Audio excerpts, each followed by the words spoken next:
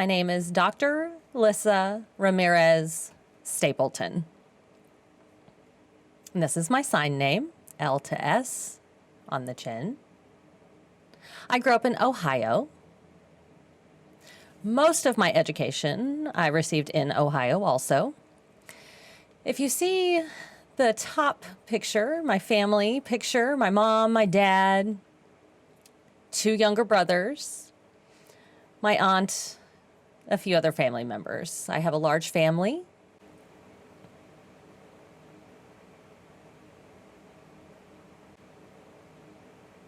We're a very close family. And then you'll see the bottom picture with my wife, Marcella.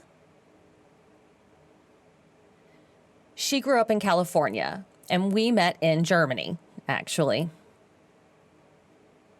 I now live in California. It's been 5 years now. Quite different from Ohio. Quite different. I am an associate professor at CSUN, California State University, Northridge.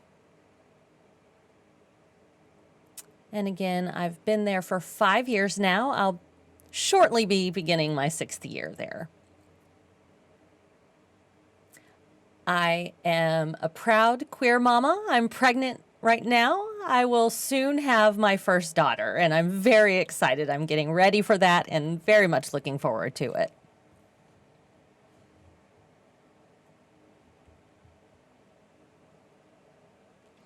A little bit more about myself. I love going to museums, specifically just learning. I enjoy learning.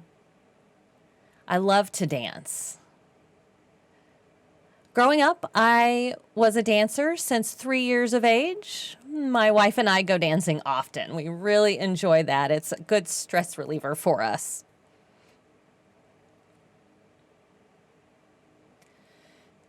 You can also see on the left side a picture with a large group of us.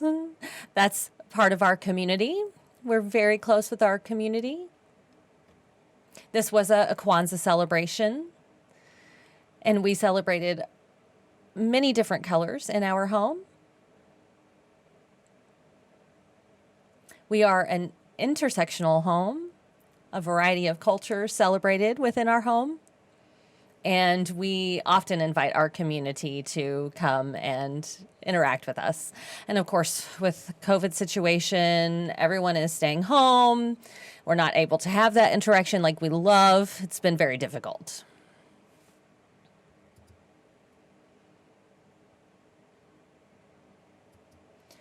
In the middle, you see the Ohio state, and then you see a picture with a blue banner and then a group of people sitting in front of the banner. That is at CSUN. I love to travel, but I specifically love traveling with students, seeing them experience new things and new places for the first time, and being exposed to different cultures is inspirational for me. And I love leading groups of students around to different countries. This group specifically was a group that went to South Africa and the National Institute for the Deaf. It's more like a community college rather than a university. But I wanted to show you this picture because I am a hearing person, and that is an important part of my identity. In this presentation, I will be talking a lot about developing identity and research interests and opportunities to do some self-analysis and self-discovery. And we all have many identities inside that we might associate with. Maybe be it your race, your gender, your sexual orientation, whatever it may be. I'm a Black woman who is queer, and I will be showing you parts of me throughout this presentation.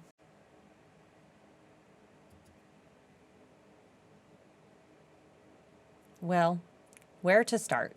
I must go back to the very beginning. This first picture on the left is me standing holding my lunchbox for the first day of kindergarten. I was so excited to go to school. Again, I loved learning. However, learning was a struggle for me because I have a learning disability, and that is one piece of my identity. Reading has been difficult for me all my life. I'm slow to comprehend what I read. I have to work very hard to comprehend what I'm reading, and I've had to overcome that barrier over my lifetime. But school has been very important for me. I'm the first generation college student in my family. I had to figure out how to navigate the educational system on my own. That's an important part of who I am. Then you see this next picture is me in my car. Again, I told you I love to travel. That's been in me since I was maybe 2 or 3 years old that I can remember. I would just drive around the house or the living room or the yard and in my mind travel to different places. As I show you different pictures over these slides, you will see different pieces of my identity as I've grown. Now, about my educational journey. I went to a mostly black high school named Independence High School. There were not many opportunities available for us. Teachers tried to provide opportunities, but the resources were lacking. And there were many barriers that we had to face. This was a city school. It was frustrating for me. I wanted to go to college. I knew that I wanted to do this, but I wasn't sure how to do so. And my parents didn't know how to help me get to college. They were encouraging for my goals and wanted to support me, but we didn't know how to go through the application process or request financial aid or any of those things. So I found several people to ask how to help me get through this process. I was involved with a special leadership program called the Teen Institute. And the TI was specifically for high school students. They had a leadership retreat for students in the area. One time there was a weekend retreat that I was involved in. The local deaf school actually came to join us at the retreat. And that was my first time to be exposed to deaf individuals and interpreters.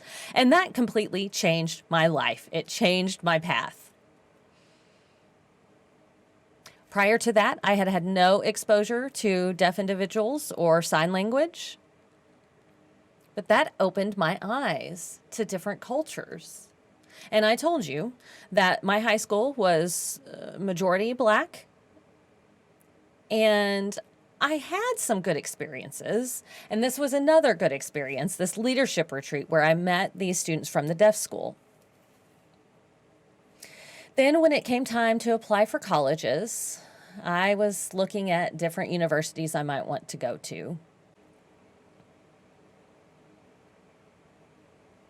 8th grade, I had an opportunity to go to a math and science camp, and it was at Wright State University. From the moment I hit campus, I fell in love with everything. Now, of course, I was a young 8th grader. I thought dorm life was super cool, and I wanted to go there. I wanted to go to Wright State. I just knew it. So come to my senior year of high school, I applied to Wright State, was accepted, and decided to go. I got a scholarship, was able to begin. I got my major was social work, and my minor was African American Studies. It was about 1 hour from my home, which was nice for me at that time. It wasn't too far away from home. I became involved in a variety of activities my first year there. And as I went through college, I was involved in different activities. And it was come time for me to graduate with my bachelor's degree. And my advisor asked me about graduate school. And I hadn't really thought about that at that time. But I looked into graduate schools.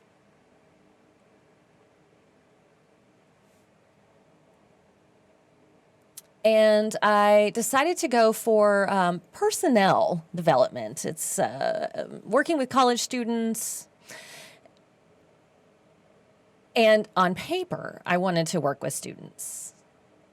I had background in student housing for my undergraduate education. I was an RA. And then as a master's student, I worked for student housing still. And I thought that in the future, I would continue in that line of work. I felt like it was a good fit for me and my interests.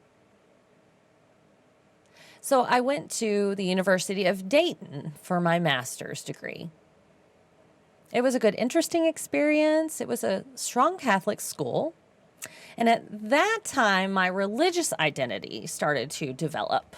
I started looking into my spiritual life and my interests and started developing that and how that connected with my research and my interests and how this made me who I was as a whole person. I didn't only have these individual identities inside that were separate, but they all together made me who I am.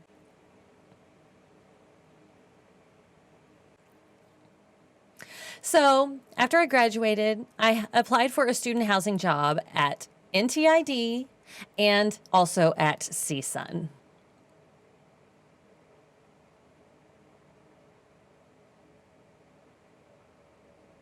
At the time that I applied for these positions, I didn't realize that both of these universities had large deaf populations. But during my undergraduate years, I took ASL. And then when I was in my master's program, I was able to work with some deaf students. But I didn't know exactly where I wanted my future job to be and who I really wanted to be working with specifically. So anyway, I applied for CSUN and NTID. I accepted a job offer at CSUN and began working there specifically with deaf and hard of hearing majors, deaf studies majors also, and LLC, the dorm life building specifically.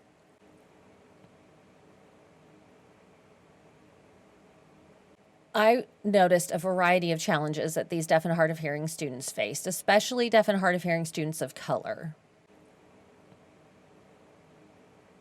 related to their resources and cultural knowledge and their struggles with academia and trying to figure out who they were as people.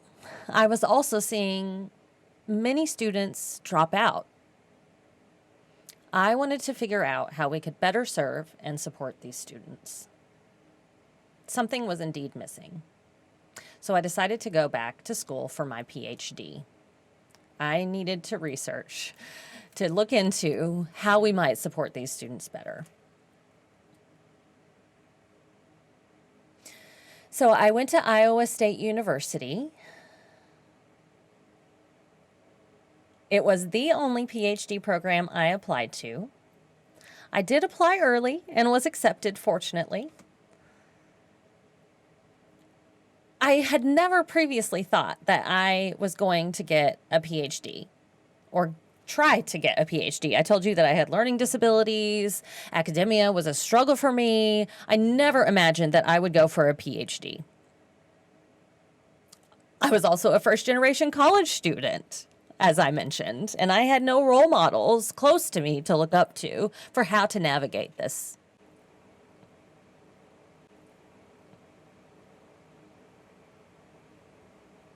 Oh, it was awkward. It was very strange. I dealt with imposter syndrome, feeling like maybe I didn't belong there, but I rolled up my sleeves, did the work.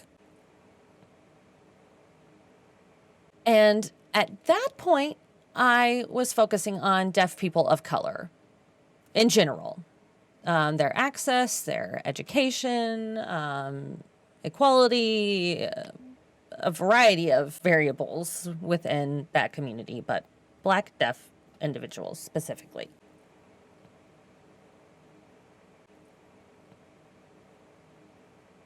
Now, through this process, I had more time to think on myself, do internal processing, and think back on my life also. I was doing research and work on myself at the same time. I was doing this self-analysis while I was doing this analysis on the Black deaf community. Now, I took a trip to Ghana, which I will expand upon in a bit.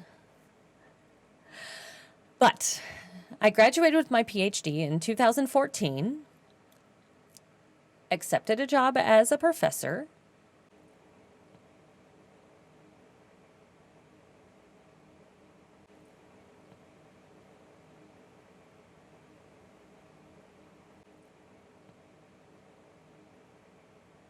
I took the job as a professor at the University of Southern Mississippi, and I felt very isolated. It didn't feel like a good personal fit for me. The job was good, but the work isn't everything, right? I was beginning to learn more about activism and about Southern life in general. The South is very pretty. It's beautiful. A lot of people say they might not want to live in the South because of discrimination and oppression, but understand all places have discrimination and oppression. But I noticed that people seem to be more willing to be involved in fighting for their rights in the South.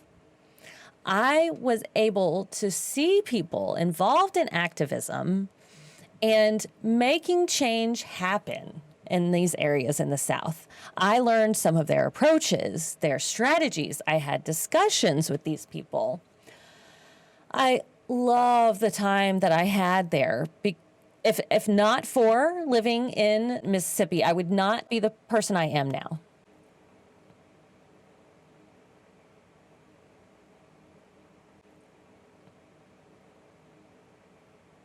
I got a deaf studies job at CSUN again. I applied again, and at the time of the interview, when I was actually, I wasn't thinking about applying anywhere yet, but someone from CSUN told me that I should think about applying for a position in the Department of Deaf Studies. I really looked closely at my hearing privilege. I wasn't sure if I was the right person for this type of work. I don't take my privilege lightly. I bring it to the forefront in making decisions, and I thought long and hard about this. I had discussions with my mentor about what I should do. I did decide to apply for the job, went through the interview process, and was offered the position. I accepted the job at CSUN, and I have not regretted it since. I love it. I love this job. It's wonderful. Now, I told you I am an associate professor. I was just recently promoted. I'm very grateful for my educational journey and how I have gotten to where I am.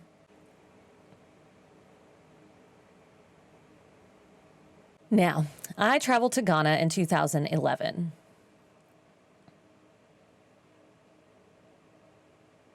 I volunteered as a teaching assistant for 3rd and 4th grade at the deaf school.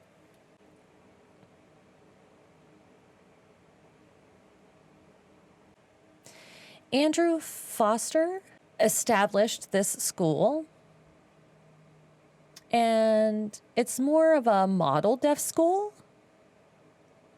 If someone wants to try a new approach or new curriculum, they can do it there first. And once everything, all the kinks are worked out, they then disseminate the materials or curriculum or information to other schools.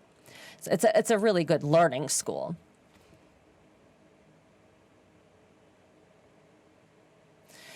This was established in Mampong, Ghana.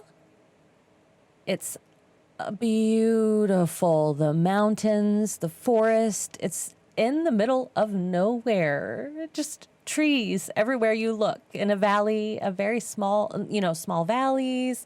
It's beautiful. Oh, I love it there. And it's very different from my home. Very different. So, during my 4th year in my PhD program, I was ready to give up. It was an awful time. I was in the middle of writing my dissertation. I couldn't focus. I wasn't sure why I was doing this work that I was doing, why I was working on this PhD. I just felt like giving up. I didn't know what I was doing with my life or what I wanted to do with my life. Most people said I should stay and focus on my work and finish my degree and just, roll up my sleeves and get the work done. But sometimes you just have to pause, right? So some things that I was unsure about and dealing with. The top question was, why do I do deaf-related research? Why am I involved in deaf-related research as a hearing person? Why am I doing this work? My previous responses weren't good enough. I felt they were too superficial for myself.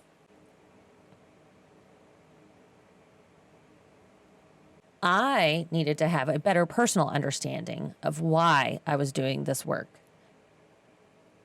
So, I took a pause. I put everything on hold, left for the summer, and went to Ghana. During my time in Ghana, I had 3 goals. The first was self-discovery. The second was my purpose. And then my third goal was figuring out how my purpose related to deaf research. So I learned 3 things from my time there. First of all, when you work really, really hard, sometimes you have to let go. You have to disconnect from the work and focus on other things. Sometimes that's yourself. Sometimes that's other things, but you have to take a break. You have to pause and remember why you're doing this work. You can't always just push through things. Sometimes you must now. I'm saying sometimes you must just push through and get through whatever you're involved in. But other times, that's not the rule you must follow. Other times, you need to take a break. You need to pause and figure out what you're doing and why you're doing what you're doing. The second thing I learned was cultural rooting and centering is a process. You can't just wake up one day and just understand everything about who you are and about the world. That's impossible. It's a process. Intersectional identities are a process of figuring that out and discovering who it is you are and what it is you're doing.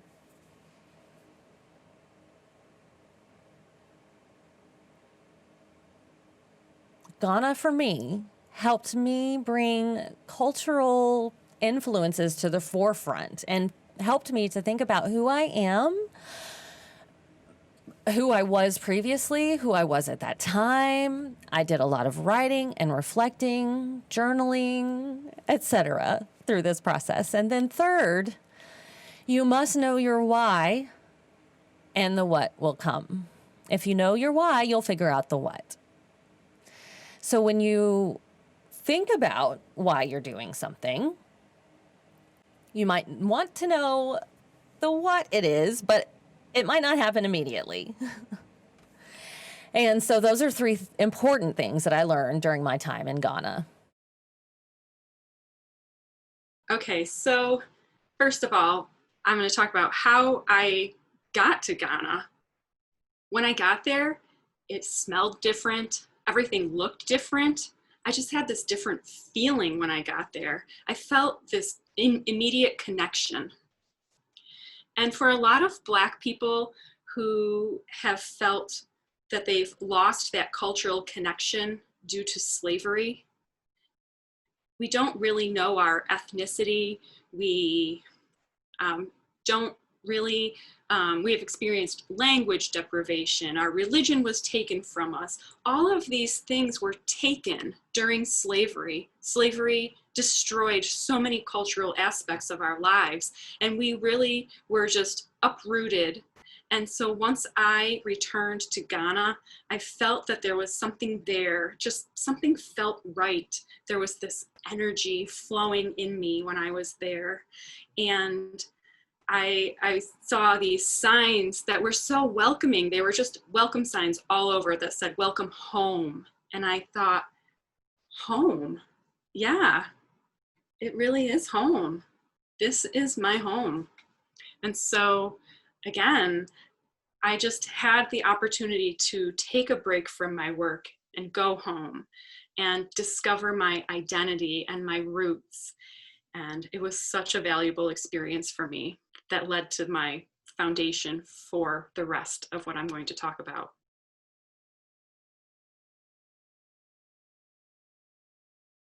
Now, cultural rooting and centering, this is a process. I did jump right in, but it was like this dance. I learned the dance.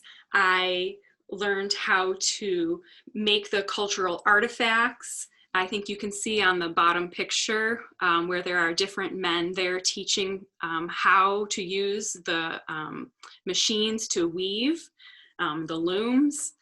So I did a lot of learning, and some of it felt intuitive. I felt like I just knew how to do this with the drumming. I just felt it. I feel like there was something in me that remembered it. It was like an old feeling that I had. We went to some slavery castles.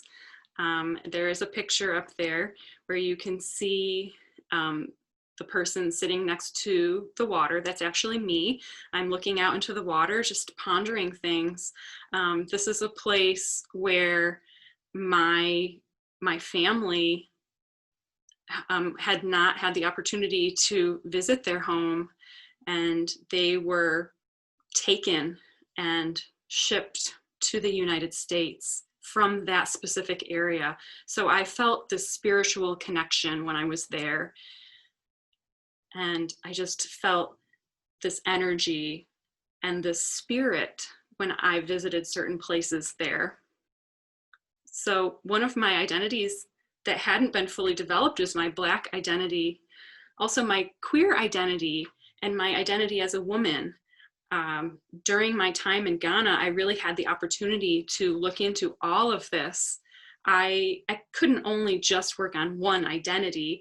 You know, there are so many that we need to look at as an intersectional person. They're all related. And again, this all ties into my work. So here's the why. So I told you that I worked at the School for the Deaf with 3rd through 5th grade students. And wow, I really applaud you teachers who teach at that grade level. The energy they have to teach 40 students moving nonstop, all at variety of different levels, and the approaches required to accommodate each student. It was such important work. I so enjoyed working with each and every one of those students. So I figured out my why. When I was working with those students, I first was able to understand oppression of hearing, from hearing people to deaf people, autism, and also our Black liberation. It coincides. Liberation and slavery are related. I felt a connection with this community due to that. Black people want to be liberated, and deaf people want that freedom as well. And deaf Black people also are seeking the same liberties and freedoms. And I'm not saying that people don't have these, but they are all connected.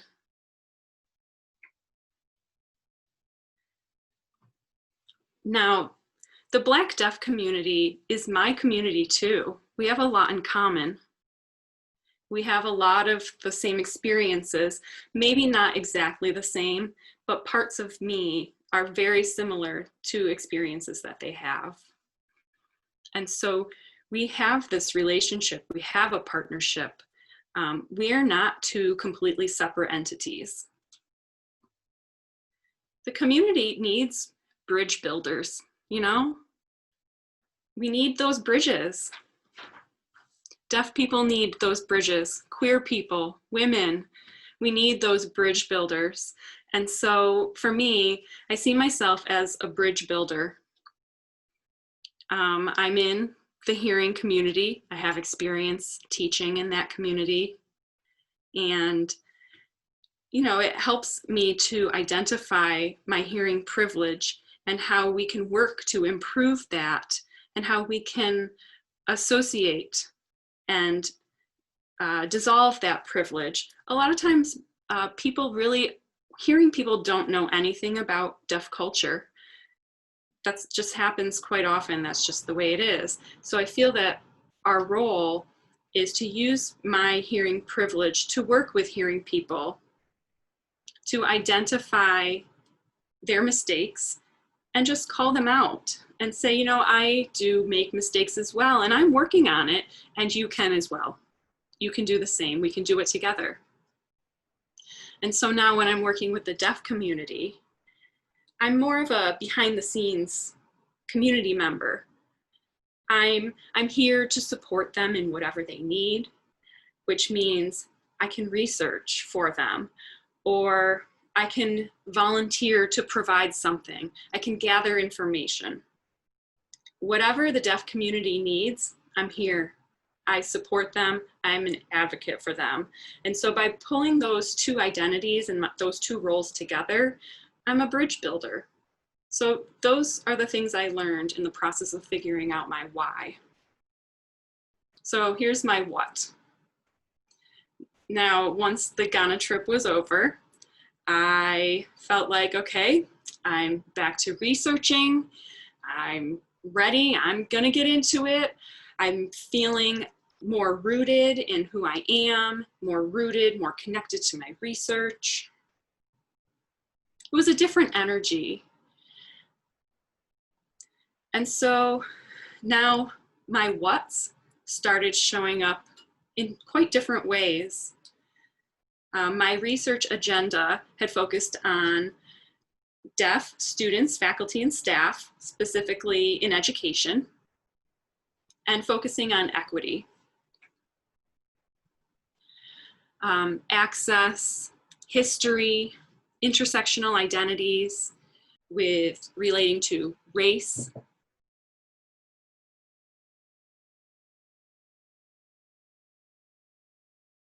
And so I looked into public school scholarship.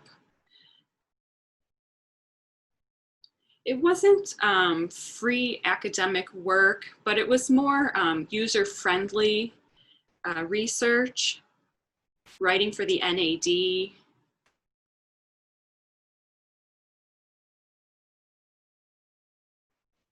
Art exhibits, peer-reviewed research and articles, interviewing people throughout the IRB process, more international connection. I also went to Jamaica and Egypt, South Africa. And by traveling to all of these different international locations and communities, I felt that I got a better feel for the deaf Black community. And I felt I was able to connect with each community and develop connections and connect my data. And so the research I'm doing now specifically is working with historically Black colleges and universities and the deaf Black students' experience. So I'm in the process of interviewing people right now. I've been to a variety of schools and colleges who support Black students through their identity development. I have interviewed alumni from a variety of these historically Black colleges and universities, also current students, so I can learn about the experience they're having currently. So it's been really interesting going to all of these different schools and gathering the information pre and post ADA, and just coming up with the bridges for the historically Black colleges and universities who were established for hearing students, but then how can the schools integrate? How did students who went to these schools evolve and adapt?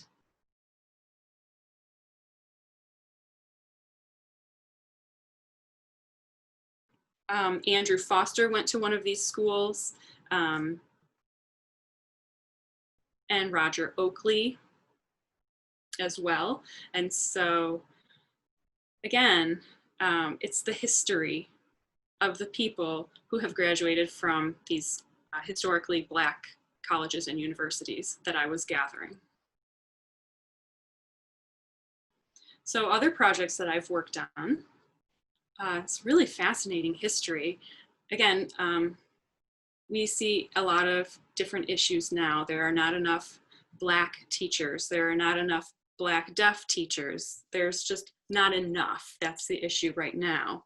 And so my response is, okay, now let's just take a step back and look at history and what can we learn from that history?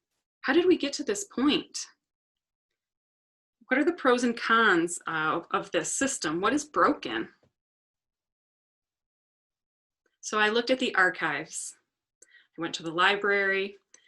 I looked into certain colleges and universities to gather more information. And I looked specifically at Black teachers in deaf education programs, in teacher training programs. And I was very thankful to some Black deaf scholars. I worked on a team where we used ASL, we used Black ASL. It was a wonderful team. And I want to thank everyone who has done the Black ASL research, because that work has influenced my work. They started the work looking into historically Black colleges and universities and the history of Black ASL and the connection between the universities and the language. So I was interested in looking into that more. And so, again, I recognized that the historically Black colleges and universities were established around the same time as these Black schools for the deaf. What was their relationship? Was there any association? What was the training for Black teachers back in 1930s to 1950s? What training was provided to them? How did they learn to work with Black deaf children?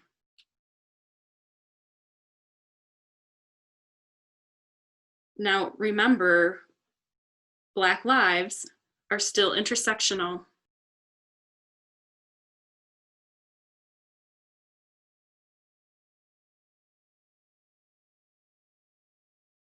There is this incidence of resistance to education. So if you look at the slide in the bulleted list there, you can see what my interests were.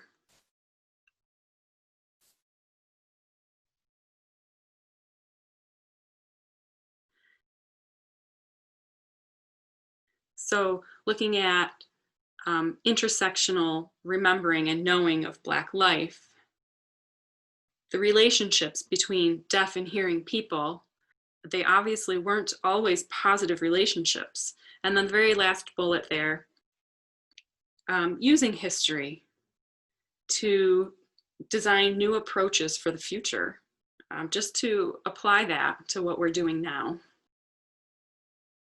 And then, as I told you, I worked with some art as well, some illustrations, specifically with Sean Richardson. He is a Black deaf artist, and he is wonderful. His work is amazing. I just really enjoy working with him. We've been working together for several years now on different pieces of art for children related to Black deaf history. So we've taken pieces of my research, and he has created some artwork including that history. And so we have a specific historical timeline that we've worked on together. And I'm going to just take a second and show you some of the stuff that we've been working on.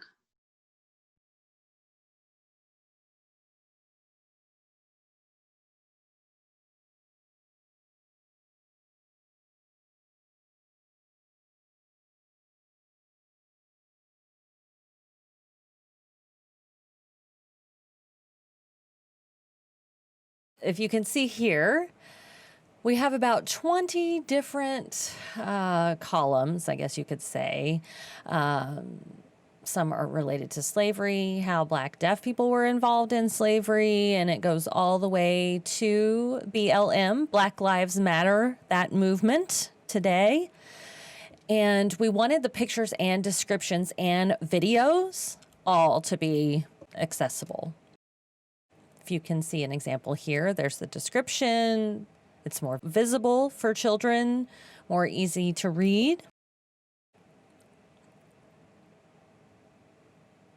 Plus, the pictures connect with the videos and the explanation or descriptions.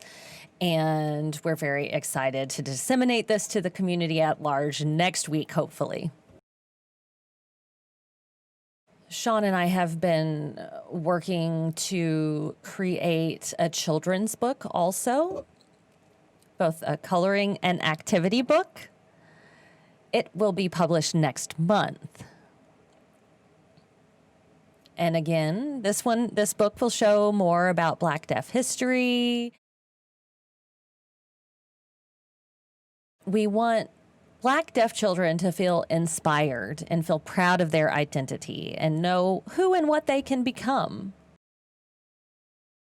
Often there are not enough Black deaf teachers for young children to look up to. So we're hoping that a book of this type will be inexpensive, easy for people to buy, and maybe integrated into deaf education programs. We're very excited about this project.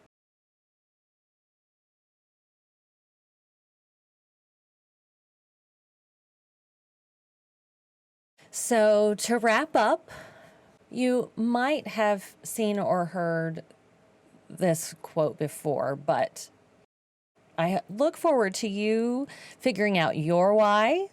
Be creative in your research and your work and in figuring out who you are. Good luck.